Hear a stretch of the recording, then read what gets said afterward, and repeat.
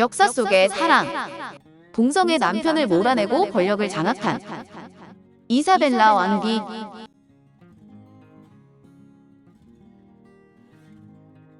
영국과 프랑스의 백년 전쟁은 혼인으로 연결되어 있는 유럽 왕가들이 다른 나라에서 왕위 계승 전쟁에 뛰어들어 벌어진 것으로 전쟁의 계기를 만든 여인이 프랑스의 공주이자 영국의 왕비였던 이사벨라입니다. 영국에서 이사벨라는 프랑스의 암늑대로 불렸는데 영국의 왕비였지만 불륜을 저지르고 반란을 일으켜 남편을 몰아내고 아들을 왕위에 앉혀 석정을 했기 때문입니다. 이렇게 말하니 정말 나쁜 여인 같지만 모든 행동을 변명할 순 없지만 그녀에게도 만만치 않은 사연이 있었습니다.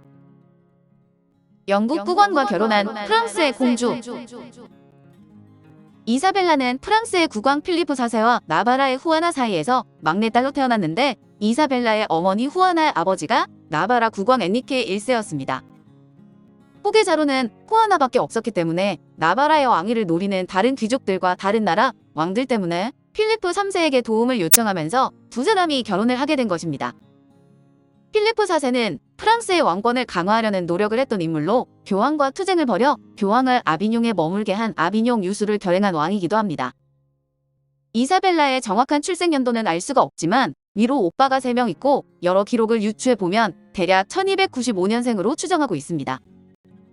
필리프 4세는 잘생기기로 유명한 미남 왕이었고 이 유전자를 이어받은 이사벨라는 매우 아름다운 외모의 공주였습니다. 그뿐 아니라 교육을 잘 받아 지적이고 매력적인 여성으로 성장했는데 화술이 뛰어난 사람들은 대화를 나누면 그녀에게 빠져들었고 그녀를 지지하게 되었다고 합니다. 이사벨라 역시 오빠들처럼 어린 나이에 혼담이 오가게 되었는데 당연히 정략 결혼으로 당시 영국의 국왕 에드워드 1세의 아들 에드워드와 혼담이 오가게 됩니다. 당시 영국의 국왕 에드워드 1세는 프랑스의 적대적이었지만 프랑스와 동맹을 위해 1291년 아들 에드워드와 이사벨라의 고모인 블랑쉬를 약혼시켰습니다. 그런데 스코틀랜드와 전쟁을 치르기 위해 당장 프랑스와 동맹을 맺을 필요가 있었던 에드워드 1세는 아들과 블랑쉬의 약혼을 깨고 자신이 블랑쉬와 결혼할 생각을 하게 되었습니다. 그래서 에드워드 1세의 동생 랭카스터 백작이 에드워드 1세의 신부가 될 블랑쉬를 데리러 프랑스에 가는데 블랑쉬가 이미 다른 남자와 약혼했음을 알게 되었습니다. 격분한 에드워드 1세가 프랑스와의 전쟁을 시작하는데 전쟁은 두 나라 모두 힘든 상황을 만들었습니다. 당시 에드워드 1세는 북쪽 국경을 마주한 스코틀랜드와도 전쟁을 해야 되어 힘든 상황이었고 필리프 4세도 별다른 소득 없이 교회와의 관계만 악화시키는 꼴이 되었습니다. 결국 1299년 교황 보니파시오 8세의 중재에 따라 에드워드 1세는 필리프 4세의 또 다른 이보 루이 마르그리트와 결혼했고 프랑스의 공주 이사벨라와 영국의 왕자 에드워드 2세를 결혼시키기로 약속을 했습니다. 그런데 에드워드 1세는 아들의 약혼이 탐탁지 않아 결혼이 제대로 진행이 되지 못하다 에드워드 1세 사망 후 왕자 에드워드가 영국의 왕인 에드워드 2세가 되면서 다시 진행되었습니다. 에드워드 2세는 큰 키에 잘생긴 청년 왕이었으며 신분이 낮은 사람들과도 스스럼 없이 잘 어울리는 성격 좋은 왕이라 초기에는 아주 인기가 많은 왕이었습니다. 이사벨라는 엄청난 지참금을 갖고 영국으로 시집을 가는데 에드워드 2세는 왕비가 된 이사벨라의 아름다움을 칭찬했지만 어린 이사벨라를 여성으로 느끼지는 못했다고 합니다. 남편의 남자인 피어스 게버스턴. 1308년 1월 이사벨라 공주와 에드워드 2세가 결혼하고 영국으로 돌아와 결혼 축하 연회가 열렸는데 연회 자리에서 에드워드 2세는 이사벨라가 아닌 다른 사람과 함께 있었습니다. 바로 코널 백작 피어스 게버스턴으로 게버스턴은 당시 에드워드 2세의 조카와 결혼해 영국에 머무르고 있었습니다. 피어스 게버스턴은 프랑스 가스코뉴 출신의 하급 기사였는데 에드워드 1세가 그의 마상 시합을 보고 감명을 받아 에드워드 2세의 좋은 본보기가 될 것이라는 생각에 아들 곁에 머물게 했습니다. 그런데 좋은 영향을 끼칠 줄 알았던 게버스턴이 아들과 너무 친밀하게 지내다 보니 이상한 소문이 돌아 결국 게버스턴을 추방해 버렸습니다. 그런데 에드워드 2세는 아버지가 사망하자 게버스턴을 다시 불러들였는데 에드워드 2세가 게버스턴을 노골적으로 편애해 사람들이 눈살을 찌푸렸고 동성애에 관한 소문이 돌게 되었습니다. 대관식 파티에서 두 남성의 진한 애정 표현은 이사벨라와 그녀의 삼촌들을 경악하게 만들었고 에드워드는 필리프 4세가 준 결혼 선물들을 게버스턴에게 줘버리기까지 했습니다. 이사벨라의 숙부들이 항의하자 화가 난 에드워드 2세는 이사벨라에게 줄 영지를 내리지 않아 이사벨라는 독립적인 궁정을 갖지 못하고 있었습니다. 다른 귀족들은 당연히 피어스 게버스턴을 견제했고 이사벨라의 아버지 필리프 4세도 이런 귀족들을 지원하기 시작했습니다. 귀족들은 에드워드 2세에게 게버스턴을 추방하도록 압력을 넣었고 압력을 이기지 못한 에드워드는 게버스턴을 아일랜드 총독으로 보내게 되었습니다. 필리프 4세는 자신의 딸 이사벨라에게 합당한 처우를 하라며 에드워드를 압박했고 이후에야 이사벨라는 왕비의 권리를 갖게 되었다고 합니다. 하지만 에드워드 2세의 성적 취향을 동성애로만 규정할 수는 없는데 이사벨라 사이에 자녀가 4명이나 태어났기 때문입니다. 에드워드가 그의 총신들과 지나치게 친밀한 관계였고 총신들이 권력을 남용해 귀족들과 대립했다는 정도의 기록이 남아있는데 총애가 지나쳐 동성애를 의심할 수밖에 없는 것이었습니다. 게비스턴이 1년 만에 영국으로 돌아오자 이사벨라는 총신인 게버스턴과 잘 지내 입지를 다져 나가려 했는데 그러자 게비스턴을 눈엣 가시로 여기는 랭카스터 가문과 적대적인 관계가 되고 말았습니다. 1311년 에드워드 2세는 스코틀랜드와 전쟁을 시작했지만 패하는데 이사벨라와 에드워드 2세조차 포로가 될 뻔했으니 대패를 한 것입니다. 설상가상 1312년에 귀족들은 내전을 일으켰고 에드워드 2세는 이 내전에서도 패해 에드워드는 게버스턴과 함께 지방을 전전했는데 오랫동안 피난을 할 수는 없었습니다. 결국 게버스턴은 에드워드가 경비대를 마련해 주었던 스카보로성에 숨어있다 에드워드 2세의 반대편에 서 있던 랭카스터 가문의 토마스에게 붙잡혔습니다. 귀족들은 게버스턴을 국왕과 백성들의 공공의 적으로 간주해 재판도 없이 잔인하게 처형해버렸고 정권은 랭커스터 백작 토마스의 손에 들어가게 되었습니다. 이런 상황에서 스코틀랜드는 아일랜드를 침입해 약탈했고 프랑스는 가스코뉴 지역을 넘보는 등 국제 정세는 너무 불리하게 돌아갔고 영국은 기근과 전염병, 세금 인상으로 도탄에 빠져버렸습니다. 에드워드 2세는 피눈물을 흘리며 복수를 다짐하는데 당시 임신 중이던 이사벨라는 남편을 지지하며 함께 복수를 다짐했습니다. 1312년 11월 12일 이사벨라는 훗날 에드워드 3세가 될 왕자 에드워드를 낳았는데 후계자를 낳은 왕과 왕비는 다시 어느 정도의 권력을 되찾을 수 있게 되었습니다. 중도파 귀족들이 들어서 에드워드 2세와 랭커스터 백작 토머스 간의 불화를 중재하고 스코틀랜드 군을 격퇴하면서 전국은 안정되어 갔습니다. 남편의 또 다른 남자 데스펜서의 등장. 이사벨라가 영국의 왕비로 자리를 잡아가는 상황에서 에드워드 2세는 게비스턴을 대신할 인물을 찾고 말았는데 데스펜서 부자로 불리는 두 사람이 그들로 아버지와 아들이었습니다. 아버지 데스펜서는 에드워드 1세 때부터 활약했던 사람으로 웨일즈 귀족들이 국왕에게 충성하도록 만들면서 권력의 중심에 떠오르게 되었습니다. 그의 아들 휴 데스펜서는 아주 잘생긴 청년으로 그가 에드워드 2세의 마음을 사로잡아 버린 것으로 권무술수와 책략에 능하며 권력욕이 강한 인물이라 에드워드 2세의 마음을 움직여 원하는 것을 갖기 시작했습니다. 이사벨라의 고난이 다시 시작된 것인데 데스펜서는 인사권을 장악하고 다른 사람들의 영지까지 갈취, 세력을 키워나가면서 랭커스터 백작 토마스와 충돌하게 되었습니다. 이사벨라는 귀족들의 반응이 심상치 않음을 알고 에드워드 2세에게 데스펜서 부자를 추방하라는 간언을 했고 에드워드 2세는 데스펜서와 그의 아버지를 해적선에 숨어 있도록 지시했습니다. 랭커스터 백작 토마스는 북쪽 변경의 귀족들과 영주들의 지원을 받아 반란을 일으켰는데 이 반란은 실패하고 에드워드 2세의 승리로 돌아갔습니다. 랭커스터 백작 토마스는 붙잡혀 처형당했으며 주동자들도 체포되어 감금되고 처형당했는데 이로써 에드워드 2세는 게버스턴의 죽음에 대한 복수를 하게 된 것입니다. 그러나 영국은 점점 더 피폐해져 갔으며 에드워드 2세에 대한 신뢰는 바닥을 치고 있었는데 스코틀랜드가 다시 전쟁을 일으켜 영국을 위협했고 이사벨라가 포로로 잡힐 뻔하는 일이 벌어지기도 했습니다. 이런 와중에 에드워드는 데스펜서 부자를 다시 불러들였는데 데스펜서는 비서관의 자리를 꿰차며 기세등등해져 결국 해서는 안 되는 짓을 하고 말았습니다. 이사벨라의 연금을 지급하지 못하게 만들고 프랑스 시종과 시녀를 추방하는 등 이사벨라를 위협했던 것이며 이사벨라와 왕자의 영지까지 삼키려 들었습니다. 이사벨라는 대노해 에드워드 2세에게 휴 데스펜서를 내치라고 외쳤지만 에드워드 2세는 들은 척도 하지 않았고 이 사건이 이사벨라가 남편을 포기하게 되는 결정적 계기가 되었습니다.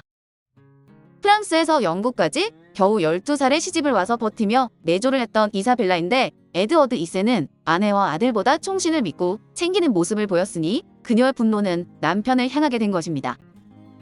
때를 기다리던 이사벨라에게 드디어 기회가 왔는데 당시 프랑스 국왕인 이사벨라의 오빠 샤를 4세가 에드워드 2세가 충성 맹세를 하러 오지 않은 것을 괘씸하게 여겨 프랑스 내 영국 영지인 가스코뉴를 침공했습니다. 1324년 샤를 4세는 에드워드 2세가 충성 맹세를 하러 오지 않으면 가스코뉴 영지를 프랑스가 갖고 영국 국왕의 아키텐 공장령을 환수하겠다고 엄포를 놓았습니다.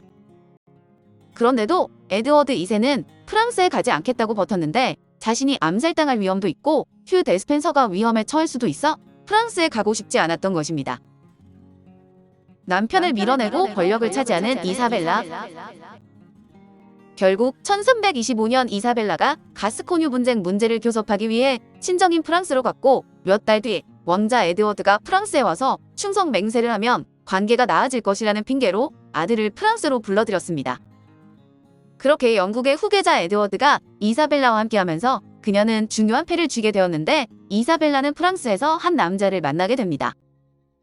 데스펜서에 대항해 반란을 일으켰던 귀족 중 한 사람으로 런던탑을 탈출해 프랑스로 망명을 와 있던 위드무어의 로저 모티머가 그였습니다. 이사벨라는 로저 모티머에게 빠져들었고 두 사람은 열렬한 사랑을 하게 되었는데 마음엔 더 이상 에드워드 2세가 없는 이사벨라는 에드워드 2세에게 편지를 보냈습니다. 저는 결혼이란 남자와 여자 두 사람이 맺는 가약이라 믿고 있습니다. 그런데 우리의 유대를 끊으려는 자가 영국에 있네요. 저는 그 자가 사라지기 전까지 영국으로 돌아가지 않겠습니다. 이후 이사벨라는 휴 데스펜서가 자신의 결혼 생활을 깼다고 말하며 상복을 입었는데 사람들에게 보여주는 수단이었겠지만 마음속에서도 남편은 이미 죽은 이나 마찬가지라는 상징이 되었습니다. 이사벨라는 일단 데스펜서가 이 모든 문제의 화근이며 아내 대접을 받지 못한 비련의 왕비임을 강조하면서 여론을 장악했습니다. 그리고 친정인 프랑스를 등에 업고 에드워드 2세에게 불만을 가진 귀족들을 모아 세력을 확장했고 왕자 에드워드를 프랑스 애노 백작의 딸인 필리파와 약혼시켰습니다. 예비 며느리가 가져온 직장금은 영국을 공격할 군사가 되었고 샤를 4세도 용병을 고용해 이사벨라를 지원했는데 준비를 마친 이사벨라는 1326년 애인 모티머와 함께 영국에 상륙했습니다. 에드워드 2세와 데스펜서에게 불만을 품고 있었던 영국의 왕족들과 귀족들은 이사벨라를 지지했고 기근과 전쟁으로 지친 국민들조차 에드워드에게 등을 돌렸습니다. 상황이 불리해지자 에드워드 2세는 데스펜서 부자와 함께 도망을 치다 11월 16일 웨일스의 시골길에서 붙잡혔는데 에드워드 2세는 몬머스 성에 감금되었고 아버지 데스펜서는 사형을 선고받았습니다. 그는 옷이 모두 벗겨지고 목에 밧줄이 메어진 채로 끌려다녔으며 산채로 장기가 적출되고 사지가 잘린 채 개의 먹이로 던져졌다고 합니다.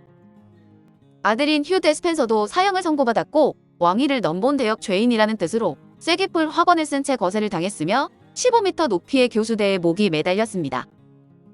이사벨라와 모티머는 의회를 개최해 에드워드 2세가 웨일스로 도망간 것은 영국 국왕 자리를 포기한 것이나 마찬가지라 퇴위시켜야 한다는 주장에 귀족들의 동의를 얻어냈습니다.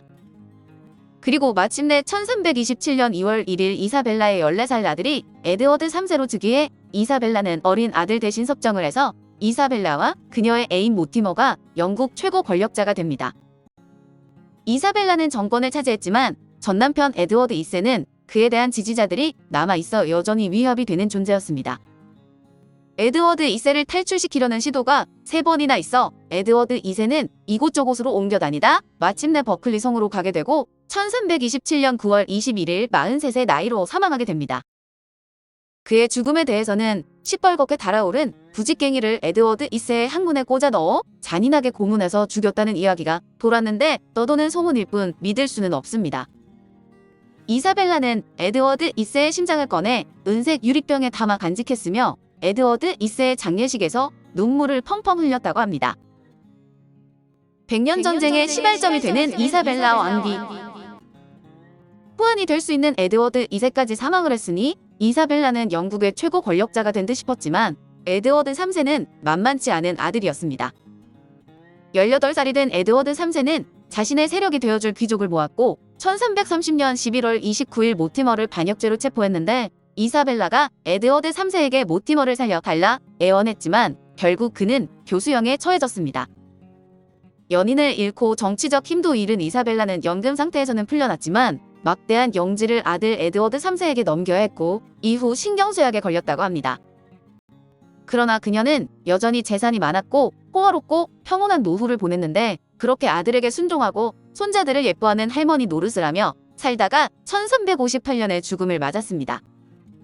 에드워드 2세의 심장은 그녀의 유언대로 그녀와 함께 묻히게 되었는데 남편의 심장과 함께 묻히고자 한 이사벨라의 마음은 무엇이었는지 알다가도 모를 여자의 마음입니다. 무튼 이사벨라는 사후 100년 전쟁의 시발점이 되는데 프랑스의 카페 왕가 계보를 보면 프랑스의 국왕 필리프 4세는 아들 셋과 딸 하나를 두었는데 딸 이사벨라가 에드워드 2세와 결혼을 했습니다. 그리고 큰 아들 루이 10세가 왕위를 물려받았으며 다시 루이 10세의 아들 장 1세가 왕위를 물려받는데 얼마 지나지 않아 장 1세는 아들 없이 사망을 하게 됩니다.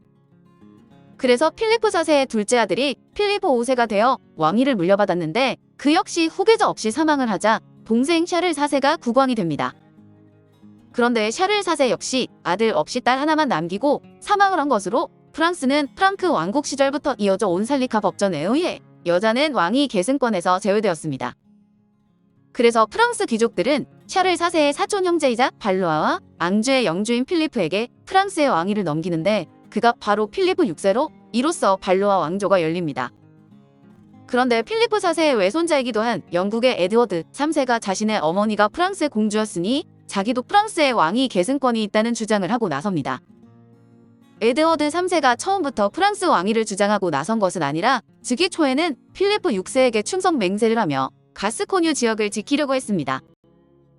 프랑스도 가스코뉴 지역을 프랑스 영토로 흡수하고 싶어서 추이를 살피고 있었는데 1334년 스코틀랜드가 프랑스와 손을 잡으면서 프랑스와 영국의 관계가 악화된 것입니다. 결국 1336년 에드워드 3세는 그의 어머니 이사벨라가 카페 왕가 출신이라는 이유를 들어 프랑스 왕위를 계승해야 한다고 주장하며 도전장을 내밀었고 프랑스령 플랑드르에 수출해 오던 양모 공급을 중단하게 되었습니다. 그러자 1337년 5월 필리프 6세가 가스코뉴 지역을 프랑스 영토로 선포해버리면서 결국 100년 전쟁이 시작되게 된 것입니다. 치열하게 삶을 이어나간 이사벨라 왕비조차 자신의 사후 이런 일이 벌어질 줄은 짐작도 못했을 것입니다. 오늘 역사 속의 사랑은 동성의 남편을 몰아내고 권력을 장악한 이사벨라 왕비였습니다.